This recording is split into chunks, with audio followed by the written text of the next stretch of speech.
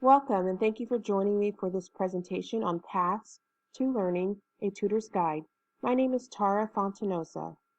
I am a Concordia University, Chicago graduate student in the Doctoral Educational Leadership Reading, Language, and Literacy program.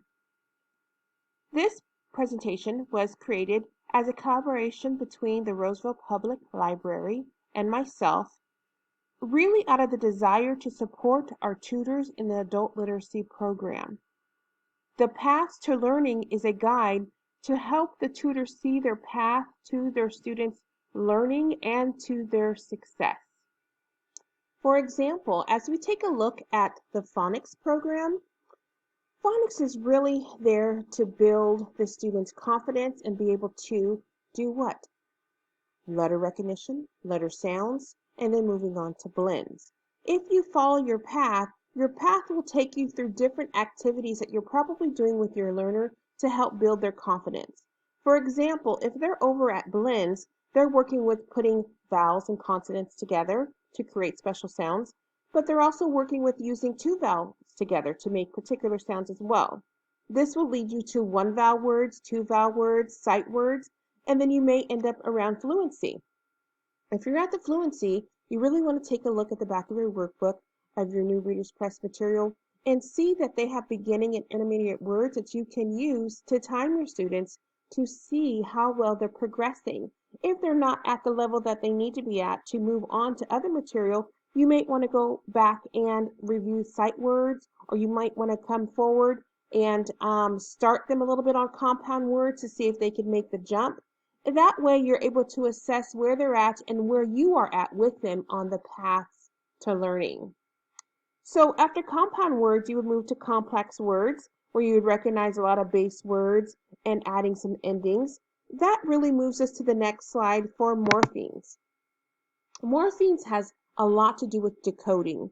Now we look at root words, we look at base words, we look at prefixes, we look at suffixes, we look at how the words end, but also we want to look at some rhymes. Scholastic has a rhyme magic that's available also in the library literacy room for you to take advantage of. This really lets you look at parts of words that may be difficult for students to tackle, and it gives you an ideas and strategies on how to approach those words. For example, it may use the rhyme at. Now, most students may be able to read the words sat, cat, pat, and be able to pick up the actual resemblance between all of those words, that AT.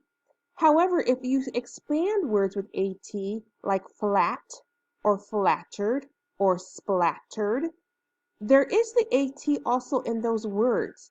Now, they may feel like they're not able to tackle those words because they're bigger. Morphemes really help you decode and dissect the word. And the rhyme magic from Scholastic helps you do that as well. You're able to tackle the first part of the word splatter. They may get this SP sound and may get the ER sound at the end, but in the middle, they go back to those words that they know, the AT morphemes or those AT rhymes, that they can say, okay, I can add middle parts, ending parts, and I still understand this word because it looks familiar. It resembles what I have learned in the past. So as you go through your path in learning for morphemes, that's a really good strategy to look at to see how can I tackle these words? How can I decode them? Sometimes it helps with larger words, writing them out in syllables and using the smiles. And that is putting smiles in between each syllable. For example, excellent. You would actually write that out phonetically for them, and they would be able to put the smiles underneath each part of the syllable. So this is one way to use the materials in the library literacy room. Another would be practice writing. Sometimes we do a lot of practice writing with our learners, whether it is for a job situation or whether it's just to get them to improve their personal spelling, their personal reading, their vocabulary, their writing for future work or assignments. So in that case, it's always good to work with a spelling lists that have familiar words or familiar sounds, spelling lists that they have progressed to. You can build the vocabulary of understanding those words by using crossword puzzles or matching games.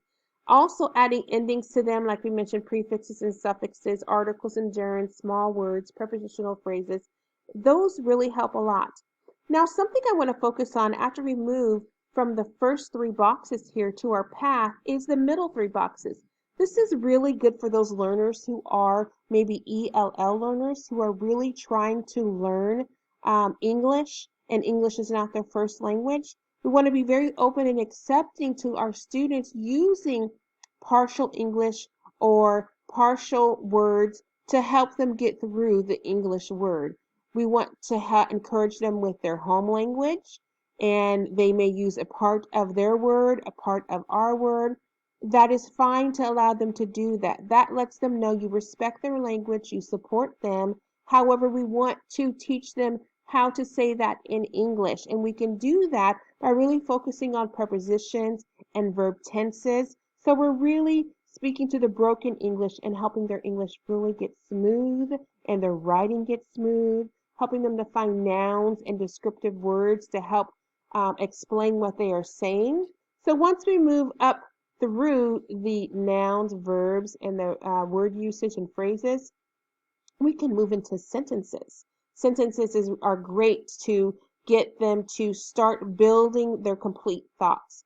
Something that would help in this area would be the word tiles. That helps in this area. The word tiles from Eureka can help them build colorful sentences, punctuation, and eventually we move on to paragraphs. So the idea is beginning to accomplish the spelling words and move to sentences and complete thoughts and to paragraphs. I hope this was helpful to you.